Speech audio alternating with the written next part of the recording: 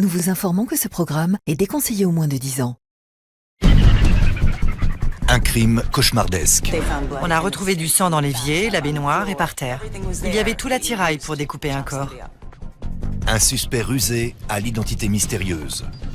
Il louait le logement à une femme qui était en réalité un homme. On se croirait dans le film Tootsie. Et un jeu tordu du chat et de la souris qui a tourmenté les autorités pendant plus de 20 ans. Il s'est évaporé, comme par magie. Argent, pouvoir, travestisme, drogue, alcool. Bref, un joli mélange. Un millionnaire fou, une princesse de la mafia et une série de meurtres commis d'un bout à l'autre des États-Unis. C'est tout de suite dans Crime en haute société.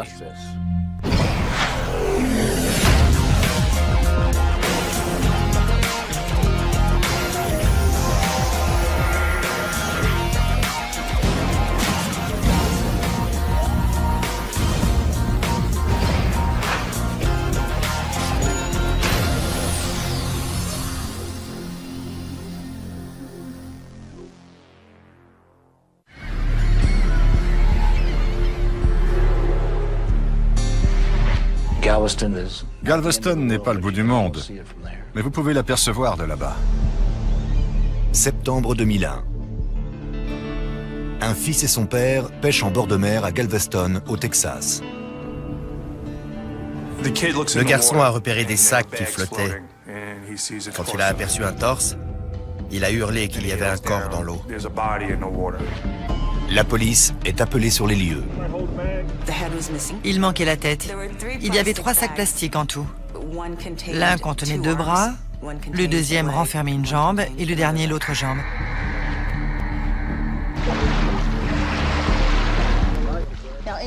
Une personne qui ne connaît pas Galveston pense que si elle jette un papier dans l'eau, le courant emportera son déchet au loin. Mais c'est une erreur. À Galveston, tout finit toujours par revenir.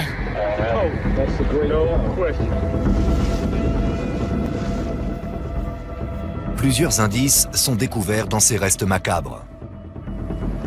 Il y avait un ticket de caisse en provenance d'une quincaillerie, où quelqu'un avait acheté une bâche de protection et des sacs poubelles. Il y avait aussi l'emballage en carton d'une scie à bûche qui avait coûté $6,99. La police a également retrouvé un préavis d'expulsion adressé à un certain Maurice Black. Ce document mène la police à un appartement d'un quartier miteux de la ville. Les policiers se sont rendus sur place et ont fouillé les poubelles. Il y avait un pistolet et des munitions, un sac imbibé de sang, des bâches de protection, tout l'attirail nécessaire pour découper un corps en morceaux. Une chose est sûre, c'est que Maurice Black, 71 ans, homme à tout faire et réparateur de montres, a disparu sans laisser de traces. La police a obtenu un mandat de perquisition pour fouiller l'appartement. Ce qui a choqué les enquêteurs, c'est que les murs de l'appartement avaient été lavés. Il n'y avait aucune empreinte, même pas celle de Maurice Black. Mais le nettoyage n'est que superficiel. Le luminol a provoqué un véritable feu d'artifice. La cuisine était jonchée de traces de sang.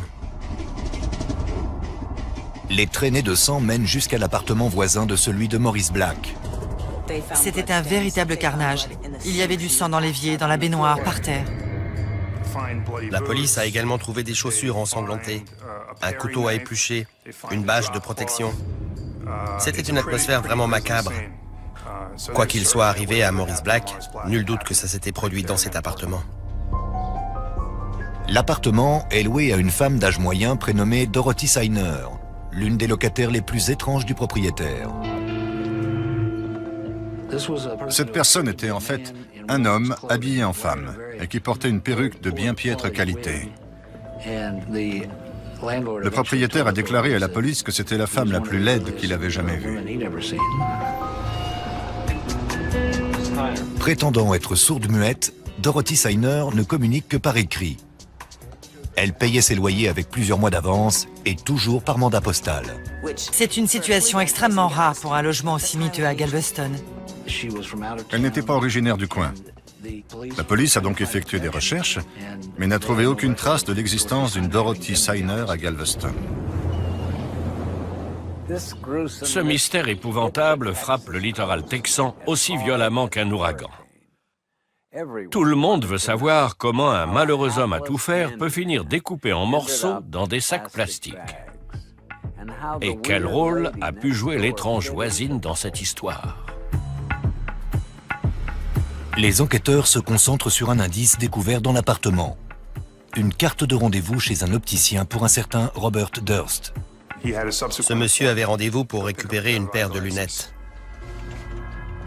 Étrangement, la police ne trouve aucune trace d'un Robert Durst vivant à Galveston ou dans les environs. Une recherche nationale est lancée pour Robert Durst et Dorothy Signer. On a trouvé une Dorothy Signer totalement abasourdie. Cette femme n'avait jamais mis les pieds au Texas, ne savait pas où situer Galveston et n'avait donc jamais loué d'appartement là-bas. Mais un lien est établi entre Dorothy Signer et Robert Durst, un lien qui nous ramène des décennies plus tôt. Les enquêteurs découvrent que Dorothy Signer et Robert Durst étaient camarades de classe. Robert Durst a par la suite utilisé le nom de la jeune femme pour louer l'appartement. La conclusion de tout ça était que Robert Durst, pour une raison qui lui appartenait, s'était inventé une nouvelle identité et s'habillait en femme. En réalité, Robert Durst et cette Dorothy Signer n'étaient qu'une seule et même personne. 9 jours après la découverte du corps, Durst se présente chez l'opticien pour récupérer ses lunettes. Les enquêteurs l'y attendent. À son arrivée, ils l'interpellent et l'arrêtent pour le meurtre de Maurice Black. Il a été emmené à la prison du comté de Galveston. Sa caution était fixée à 300 000 $, ce qui, à l'époque, représentait une somme record pour cette prison, y compris pour une accusation de meurtre. D'autant plus élevé pour un client de passage comme Robert Durst. Les autorités pensaient qu'il s'agissait encore d'une personne itinérante, comme les milliers d'autres qui peuplent Galveston. À ce moment-là, on le considérait comme un cinglé un peu perdu qui avait découpé son voisin en morceaux. Mais les choses ne sont pas aussi simples qu'elles n'y paraissent. Monsieur Durst réussit à se faire envoyer l'argent pendant la nuit et il est libéré avant que la police ne se rende compte que l'accusé avait assez d'argent pour payer sa caution. Robert Durst se volatilise de nouveau. Ce n'est que le lendemain que les enquêteurs découvrent qui il est vraiment, le fils d'un milliardaire de New York. Né en 1943, Robert Durst grandit à Scarsdale, une banlieue chic de New York. Il est l'héritier de l'une des plus grandes sociétés immobilières de Manhattan. À cette époque, la société possédait au moins 10 gratte-ciel à New York. Leur holding se développait et les Durst faisaient partie des familles les plus influentes de l'État de New York.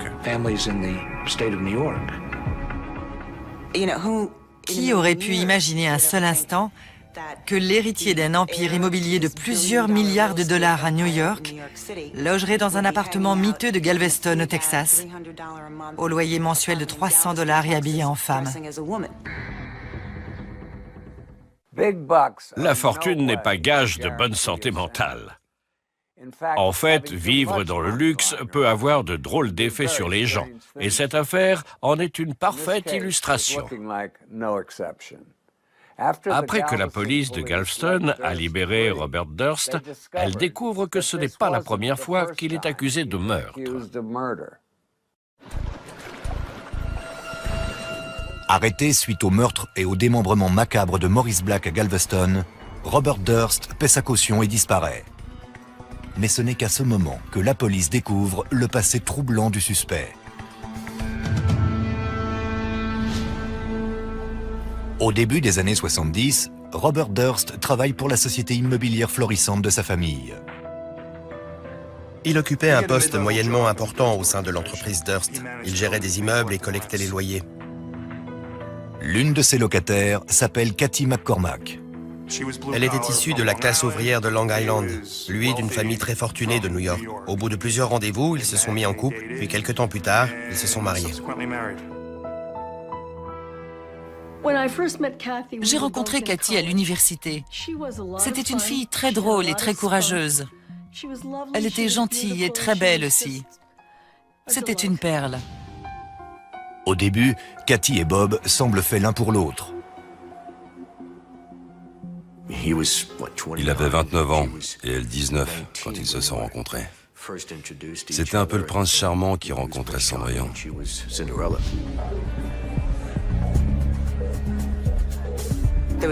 Ils sortaient souvent dans des boîtes branchées de New York. Et ils sont rapidement devenus le couple tendance. Le couple possède un appartement de luxe dans Manhattan ainsi qu'une maison de campagne au nord de l'État de New York. Elle a vécu un fort chamboulement. Et je suis certain qu'elle a été séduite par le style de vie que cet homme lui proposait. Tout cet argent, cette puissance et les hommes politiques à leurs bottes. Mais après quelques années, le mariage parfait semble montrer quelques fêlures. Pour être bref, disons qu'il avait cette étrange habitude de tout le temps crier après les autres. Hurler plutôt. Il agissait d'une façon telle que les gens étaient obligés de le remarquer, mais pas pour de bonnes raisons.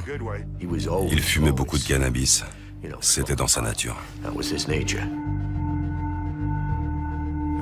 Il consommait beaucoup de cocaïne et de cannabis. Bobby Durst était véritablement accro à l'herbe. C'était l'époque qui voulait ça, les années 70. Les millionnaires excentriques sont monnaie courante à New York. Et comme nous l'avons entendu, ce type de personnage peut parfois adopter un comportement qui laisse à désirer. Très vite, Bob Durst sombre et fait montre d'une attitude obscure et dangereuse. Au bout de 3 ou 4 ans, Bob adopte un comportement de plus en plus violent envers Cathy. Les légères bousculades du début se transforment vite en coups. À Thanksgiving, Cathy était assise sur le canapé et elle ne s'est pas levée assez vite au goût de Bob. Il est revenu dans la pièce, comme une furie, et l'a levée en la tirant par les cheveux. Elle m'appelait tard et elle se plaignait de la violence de Bob. Elle avait peur de lui. Il l'avait déjà envoyé à l'hôpital. Paradoxalement, elle le craignait, mais elle pensait être capable de le gérer. Elle se disait que ça finirait par s'arranger. Cathy veut autre chose qu'une vie fusionnelle de couple. Elle ne voulait pas être juste l'épouse d'un homme riche. Elle voulait devenir une femme accomplie. Cathy s'inscrit en école de médecine pour devenir pédiatre. Bob est loin d'être enchanté. Plus Cathy devenait indépendante, moins Bobby le supportait. Elle était sur le point d'obtenir son diplôme de pédiatre. Il aimait contrôler les autres, et là, la situation lui échappait. Mais au fil du temps, Cathy n'est plus seulement insatisfaite. Elle est terrorisée. Elle m'a dit une chose que je n'oublierai jamais. Hélène, si jamais il m'arrive quelque chose, cherche du côté de Bob. Ce sera lui le coupable. Il ne faut pas qu'il s'en sorte.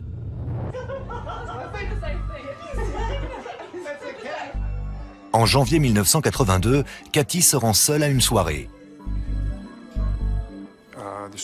Ce soir-là, Bobby n'avait cessé d'appeler Cathy pour lui demander de rentrer à la maison. Vers 19h, elle dit au revoir à son ami avant de disparaître dans la nuit enneigée. On ne la reverra plus jamais. Ce n'est que 5 jours plus tard que Bob Durst finit par déclarer la disparition de sa femme.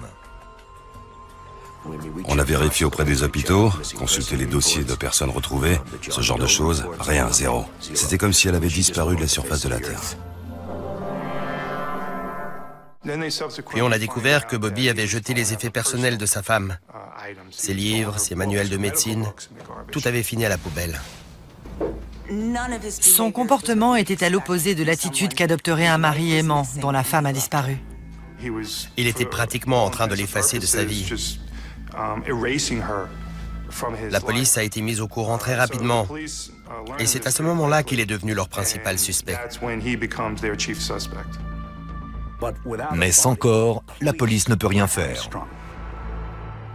Il l'a tuée et il a fait disparaître son corps. On n'a jamais pu la retrouver, mais ça ne signifie pas pour autant qu'on ne sait pas que c'est lui le coupable.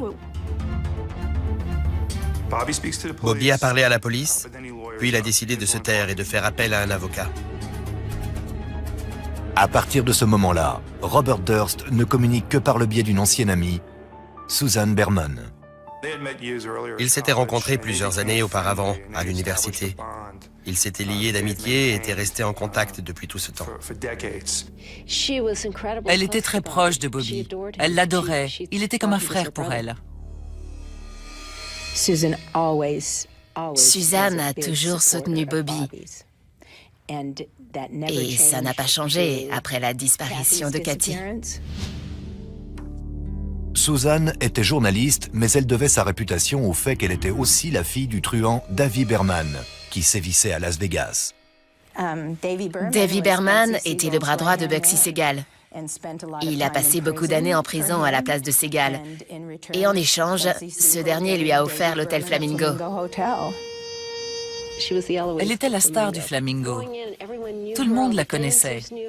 Les danseuses, les croupiers, tout le monde la saluait et la traitait comme une princesse. Davy Berman a écrit plusieurs livres sur sa vie au sein de la mafia. Elle n'a jamais renié ses racines. Elle en était même plutôt fière.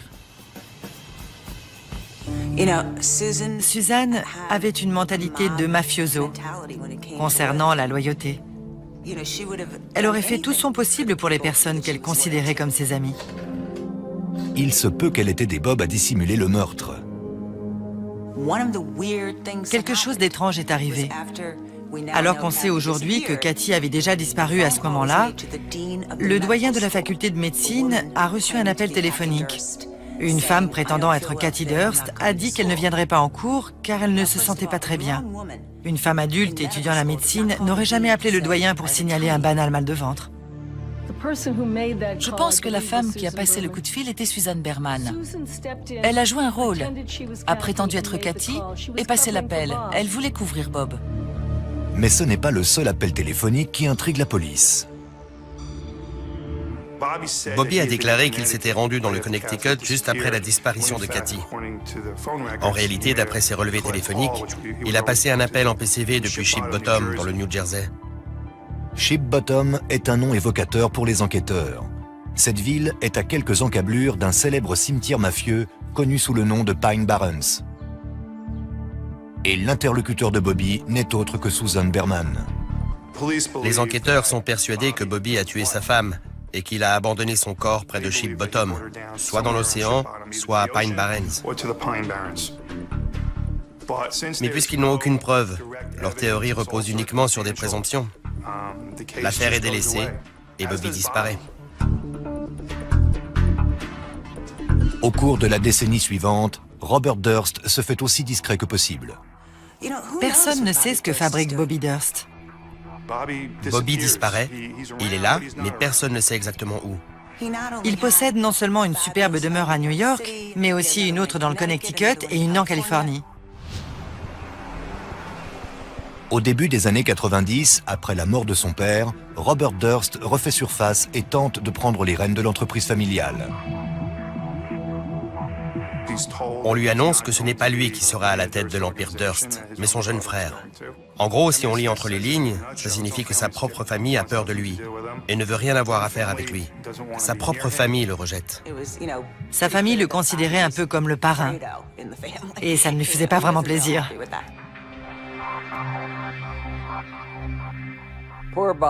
Pauvre Bobby. Il devra se contenter de la pension annuelle de 3 millions de dollars que lui octroie sa famille s'il accepte de garder ses distances. Malheureusement, la fortune et le luxe ne suffiront pas à le tenir à l'abri des problèmes. 17 ans après le meurtre présumé de Cathy Durst, l'affaire est loin d'être oubliée. Pendant l'été 1999, Joe Becerra, enquêteur dans l'État de New York, reçoit un renseignement de la part d'un détenu désireux de réduire sa peine de prison. Il a déclaré qu'il connaissait une fille prénommée Cathy Durst, qui avait été assassinée par son mari en 1982. Il a dit que son corps était enterré sous une cabane dans leur propriété en bordure de lac, près de South Salem. Le renseignement s'avère faux, mais Joe Becerra est intrigué par l'affaire. Beaucoup de questions étaient restées sans réponse. J'avais l'opportunité d'essayer de découvrir ce qui lui était arrivé. Je ne pouvais pas me contenter d'oublier ou d'ignorer cette affaire. L'espoir était de nouveau permis. Je me suis dit qu'on allait enfin avoir le fin mot de l'histoire, après toutes ces années d'attente. La police a obtenu un mandat pour fouiller la maison qui appartenait alors à de nouveaux propriétaires. La famille et les amis de Cathy ont été de nouveau entendus.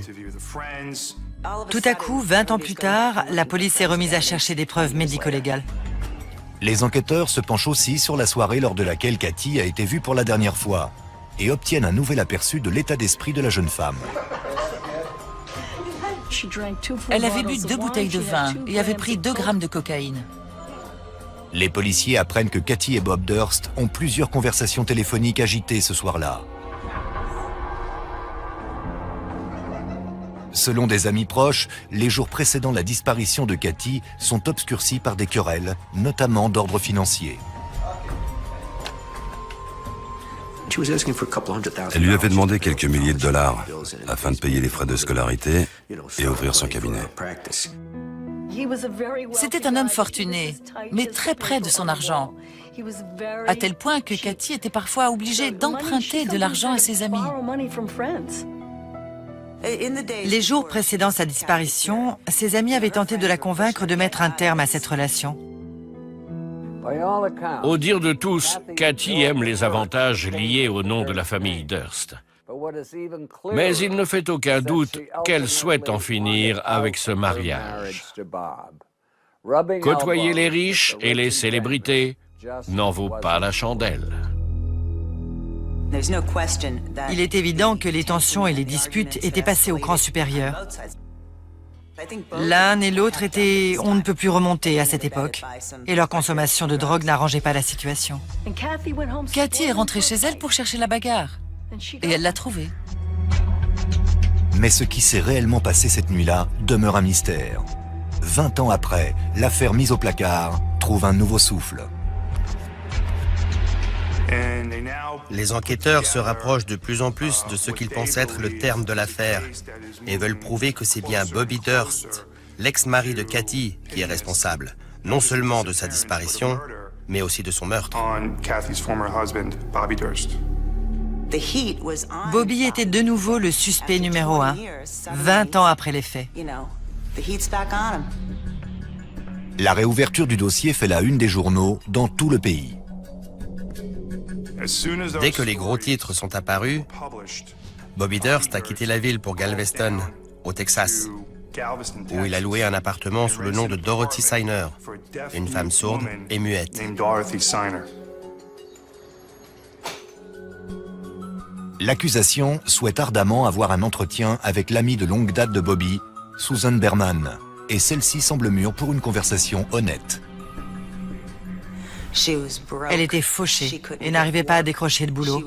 Elle était dans de sales draps. À cette époque, un simple poulet lui permettait de se nourrir pendant 2 semaines.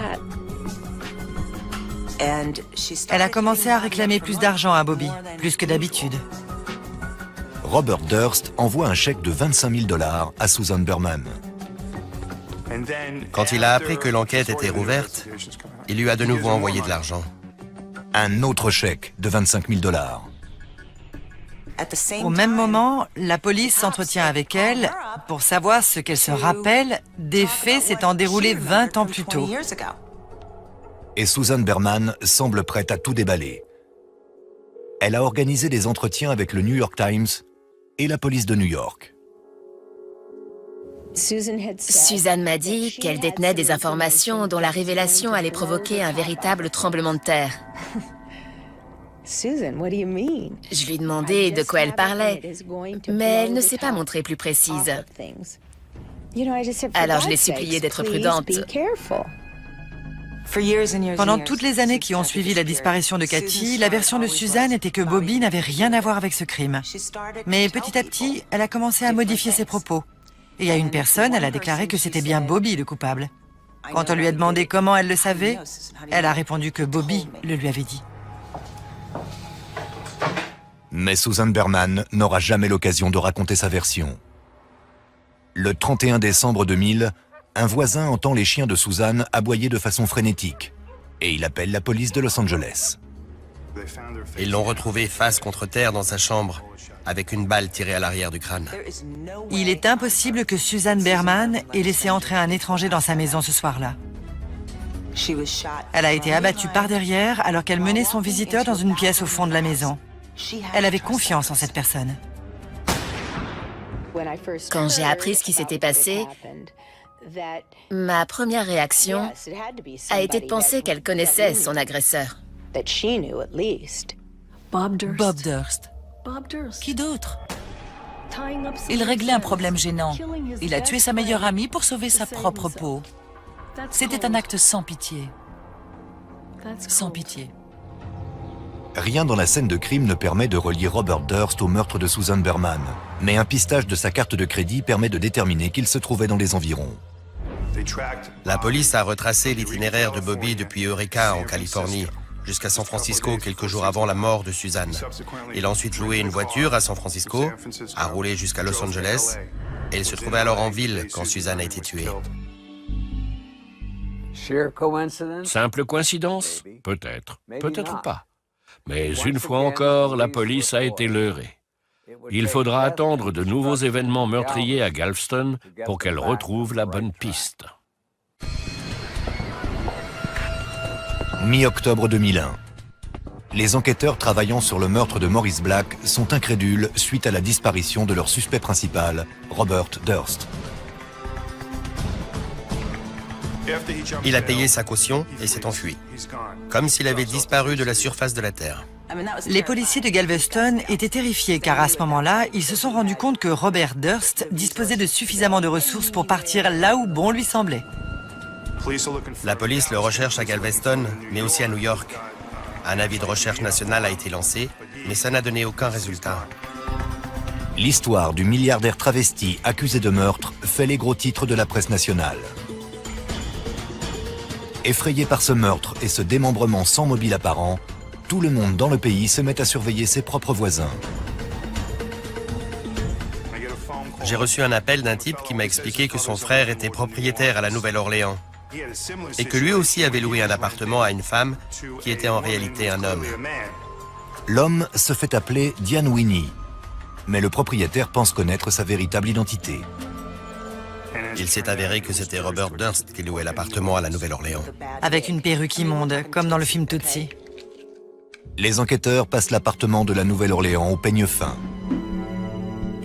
Les policiers ont trouvé toutes sortes de preuves reliant Bobby à cet appartement et prouvant qu'il s'était fait passer pour Diane Winnie. Ils ont découvert du matériel informatique, un médaillon que Susan avait donné à Bobby et une perruque également. À la Nouvelle-Orléans, il était une autre femme. Il portait une perruque rousse avec les cheveux raides. La police avait la preuve que Robert Durst habitait bien ici et qu'il était arrivé après s'être enfui de Galveston. Il est difficile de savoir si Bob se sent à son aise avec des dessous féminins ou s'il se travestit uniquement pour échapper à la justice. Son déguisement n'est pas franchement crédible. Mais aussi étonnant que cela puisse paraître, ça fonctionne. Il a très bien pu venir jusqu'à chez moi, peut-être dans l'intention de kidnapper l'un de mes enfants. Il se peut aussi qu'il ait traqué les membres de sa famille pour les agresser. Tout est possible. Quasiment 7 semaines s'écoulent. Il semble que Robert Durst ne refera jamais surface. Mais juste avant Thanksgiving, la chance sourit aux enquêteurs. À Hanover, en Pennsylvanie, les caméras de surveillance d'un supermarché haut de gamme filment un homme au comportement suspect qui flâne dans les rayons. L'homme a une apparence des plus étranges. Ses cheveux et ses sourcils sont rasés. Il prend un journal, puis flâne de nouveau quelques instants. Il se rend dans le rayon parapharmacie du supermarché où il prend une boîte de pansements avant d'en sortir un. L'homme se dirige ensuite vers les toilettes. Quand il ressort, le pansement est collé sur son visage. Il se rend ensuite au rayon traiteur du magasin, où il choisit un sandwich salade poulet avant de se diriger vers la sortie. Le voleur à l'étalage est arrêté par les gardes de sécurité. Ils appellent alors la police. On lui demande de décliner son identité. Et il utilisait l'identité de Maurice Black, ainsi que son permis de conduire. Mais le numéro de sécurité sociale qu'il fournit est le sien. Et lorsque la police vérifie si aucun mandat d'arrêt n'est lié à ce numéro, une correspondance est trouvée à Galveston, au Texas. À ce moment-là, ils ont compris qu'ils venaient d'arrêter Robert Durst.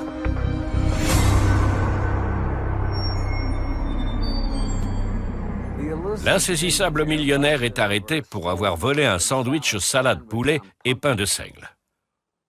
Quelle ironie! L'affaire semble bouclée, mais d'autres rebondissements restent à venir. Les enquêteurs comprennent que Robert Durst s'est rasé les cheveux et les sourcils dans l'espoir de ressembler un peu plus au vieil homme de 71 ans dont il a usurpé l'identité. Il avait loué une voiture au nom de Maurice Black. Sa voiture est repérée et à l'intérieur, la police retrouve 37 000 $ en liquide, 2 pistolets de calibre 38 et une grosse quantité de cannabis dans le coffre. Il faut également savoir que Durst avait 500 $ sur lui lors de son arrestation. Dire qu'il s'est fait arrêter à cause d'un sandwich à 7 $. Robert Durst se retrouve en garde à vue. J'ai eu le sentiment, à l'instar de beaucoup de gens, que cette arrestation annonçait la fin d'un triste chapitre de notre vie. Je me suis dit, enfin c'est terminé. Il va enfin payer pour ses actes, et ce, quel que soit le crime pour lequel il serait puni.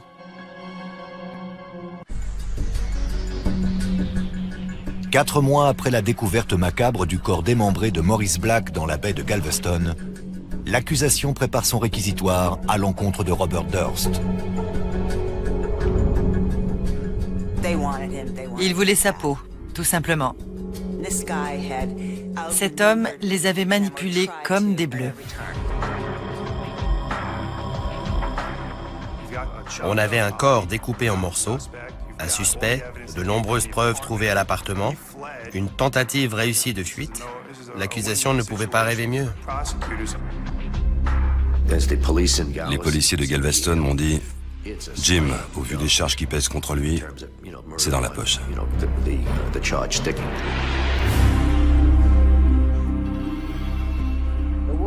D'après la rumeur qui circule à Galveston, le radin notoire qu'est Robert Durst a dépensé près de 2 millions de $ pour s'offrir la meilleure défense possible. Ce geste fait comprendre à l'accusation qu'elle va devoir déployer tout son talent et ne rien laisser au hasard. On envoie donc des plongeurs de la police sillonner la baie de Galveston afin de retrouver la tête tranchée de Maurice Black. Il était essentiel de retrouver la tête de la victime pour établir la raison ou la cause de la mort. Le détective privé Bobby Baca est engagé par la famille de la victime pour apporter sa contribution. Retrouver cette tête permettrait à coup sûr de voir que l'entrée de la balle se situe à l'arrière du crâne. Et que la victime avait été abattue de la même façon que Suzanne Berman, d'un coup de feu à l'arrière de la tête. Alors que les équipes de plongeurs ratissent la baie, des spéculations apparaissent quant au mobile. Robert Durst est suspecté d'avoir tué uniquement des personnes qu'il connaissait. Alors, quel lien le relie à Black? L'une des questions qui aujourd'hui encore me taraude, c'est « Connaissait-il déjà cet homme? Comment était-il devenu son voisin ?» Ces deux hommes ne sont pas devenus voisins à Galveston par hasard. Je n'y crois pas une seconde. Je suis intimement persuadé qu'ils se connaissaient déjà. Certains enquêteurs pensent que Susan Berman est le maillon manquant de la chaîne. Maurice Black était-il membre de la mafia? Était-ce un tueur à gages ou un membre de la mafia juive? Bobby Baca émet l'hypothèse que Maurice Black aurait aidé Robert Durst à tuer sa femme et à dissimuler le corps. La façon dont Cathy a disparu était étrangement similaire à la façon dont les mafieux procèdent pour faire disparaître les corps de leurs victimes. C'est monnaie courante dans cet univers. Les recherches macabres de la tête de Maurice Black sont vaines. La Dream Team de la Défense fait une annonce qui a l'effet d'une bombe. Robert Durst admet avoir tué Maurice Black en état de légitime défense. Oui, il l'a tué. Il l'a tué, puis il l'a découpé en morceaux et l'a jeté dans la baie. Mais c'était de la légitime défense. Ce pauvre homme a été harcelé par des gens qui l'ont suspecté de tout un tas de choses et il a perdu les pédales. De la légitime défense? Découper un vieillard sur le sol d'une cuisine? C'est le comble de l'outrecuidance. Fin septembre 2003, le procès débute. Tous les éléments du scandale étaient réunis. Argent, pouvoir, travestisme, drogue, alcool. Bref, un joli mélange. L'accusation débute sur les chapeaux de roue. Il disposait de preuves incontestables. Le sang, le sol jonché de taches de sang, les reçus dans les sacs plastiques, les morceaux de corps, les adresses.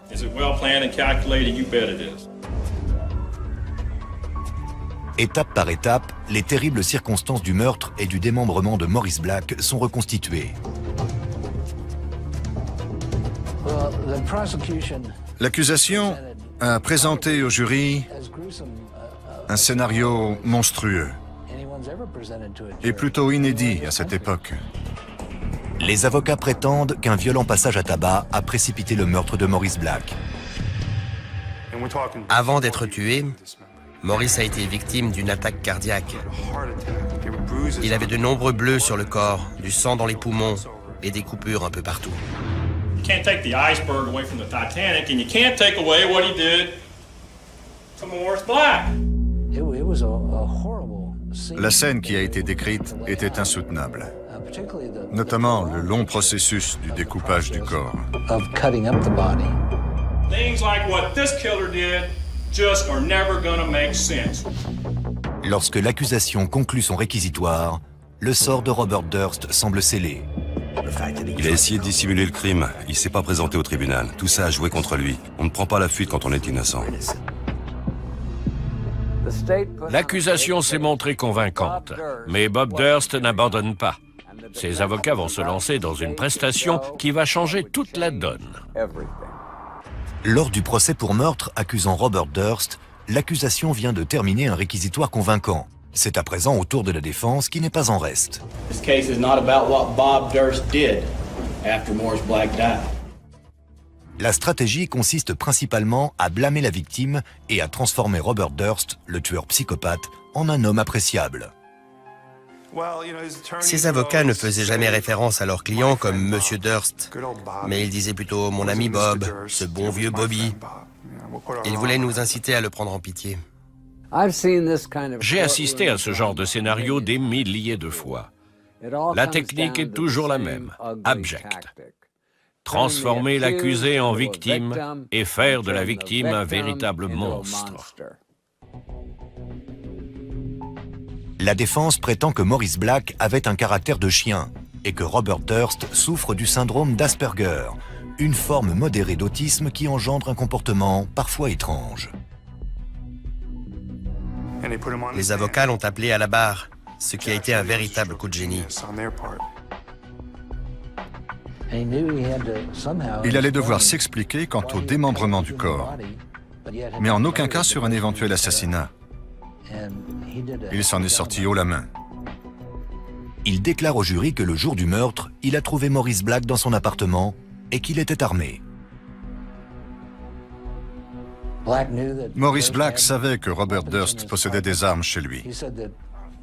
Durst a dit que Maurice Black a saisi l'un des pistolets pour le menacer et qu'ils se sont ensuite battus avec l'arme entre eux deux. Robert Durst assure que le coup est parti accidentellement et a touché Maurice Black au visage alors qu'il essayait de se défendre. Durst a prétendu qu'il avait paniqué et qu'il avait eu peur de ce qui se passerait si la police débarquait et trouvait un corps dans son appartement. Sa version plaidait la légitime défense. Mais sachant qu'il était suspecté pour d'autres crimes, il savait que ça ne jouerait pas en sa faveur. Il s'est senti obligé de dissimuler le corps. Assurant qu'il était sous l'emprise de l'alcool et de drogue, Robert Durst narre de façon détaillée au jury la dernière et monstrueuse étape. Il se souvient seulement avoir nagé dans une mare de sang. Il ne se rappelle de rien, excepté qu'il a dû démembrer ce corps dont il voulait se débarrasser. Il s'est montré brillant. Si je devais un jour tuer quelqu'un, je le prendrais comme avocat. Le jury délibère pendant 26 heures insoutenables.